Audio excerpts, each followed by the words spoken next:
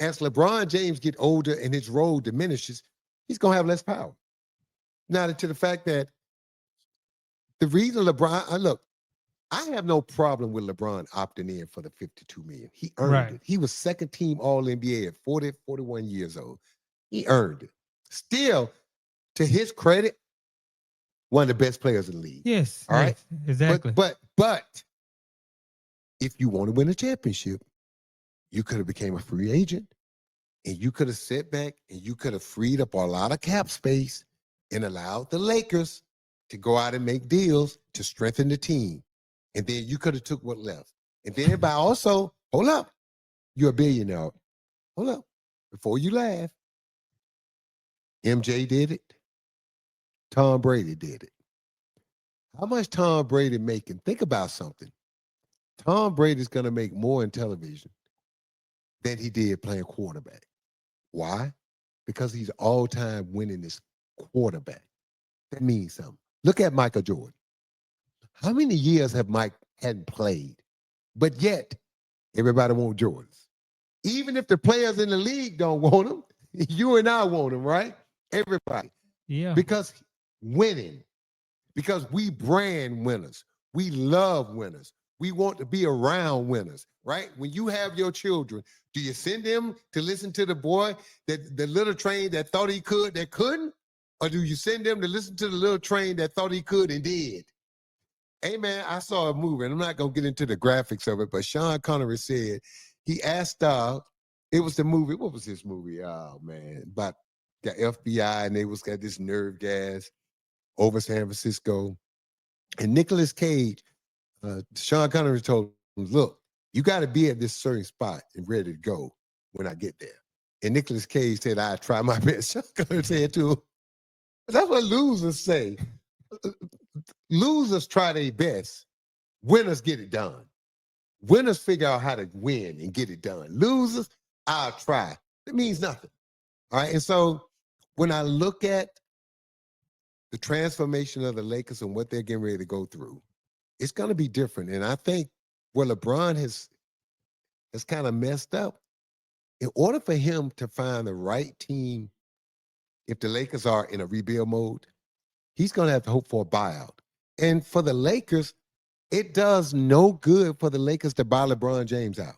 No good. Can you explain to me this idea of the Lakers being in rebuild mode when you have LeBron? Thank you. You have Luka, so you got two top 10 players. Yeah, and you just added DeAndre Ayton, the former number one pick. Right. So, but hold up. Luka Connect is The Lakers didn't say that. Luka didn't say it. Who's made that statement? Rich Paul. He said, I understand the Lakers might be. Rich Paul. Well, my thing is, if you thought that, why did you opt in? If it's about winning a championship. I think Rich Paul has got to that point where he's been around a certain type of people that lie in politics. Because there's no way you can look at that roster and say they're rebuilding. Now, you might not think they're the best. Thank you. But you you may can't, not think they're a you championship can't team, say but you they're can't say rebuild. Ayton was the number one pick. LeBron James was the number one pick. Luka was what? The third pick. Third pick. Should have been number one. So you got basically three guys that two were number one, and the other one was third and third pick. And then Luka has been all first team All NBA. Right. LeBron James second. Name a team with a first and second team All NBA players rebuilding. Makes no sense. Makes no And sense. now that you can't be rebuilding when Luka's getting ready to sign a massive extension and LeBron opted into $52 million. I don't know no teams that got two guys between them getting ready to make $110 million. It doesn't make any sense. Come on, man. Especially considering that they're both healthy. Now think about this, though. Let's play what if. If LeBron would have opted out, would not have opted in, and the dominoes fall, now you get DeAndre Ayton. Now look at all this money you would have had earlier. Look at the moves and trades and things you could have made because you would have had cap space. And I want to say, look, man, you might have could have made Phoenix eat more of this contract for the right price. I would take a fly at Bradley Beal. The right price, if depending on how much of that contract Phoenix could absorb, I would take a flyer on Bradley Beal because you know as well as I know, with Kevin Durant and Devin Booker, he was the third option. And Oh then yeah, you yeah. had other guys that can shoot that was there. Devin Booker, some nights he was third option, some nights he was fifth option. When you've been used to being the number one guy, you can't do it. It ain't gonna work. Because this is another thing. What I do is score and make others around me better with my scoring ability, right? Right. Okay, when the defense overhelp, boom. Well, I don't make people better by being a number one defender like they tried to get him to be. The Right. worst thing you could do in the NBA is take a guy who's elite in one area and then ask him to do something that he's not even really good at. You're not maximizing what he does. And so you can't, you can be a little perturbed with Bradley Beal, but this ain't all on Bradley Beal because you've asked the guy, but that's been 10 years, been one of the top 10 scorers. Every year he's been in the league. And now you put him with two other guys who top 10 scores and say, any, many, money, mo, you're the one that's not going to have the ball in his hand. You're the one that's not going to get the touches. Yeah. You're the one that's not going to get the shots. You're the one that we're going to say play more defense. You're the one that we're going to say now, instead of being the number one guy, we want you diving on the floor taking charges. You're the one that they want to start taking on the role of doing the dirty work. And you're sitting there saying, player, I've been that dude since I walked into the league. I've been one or two.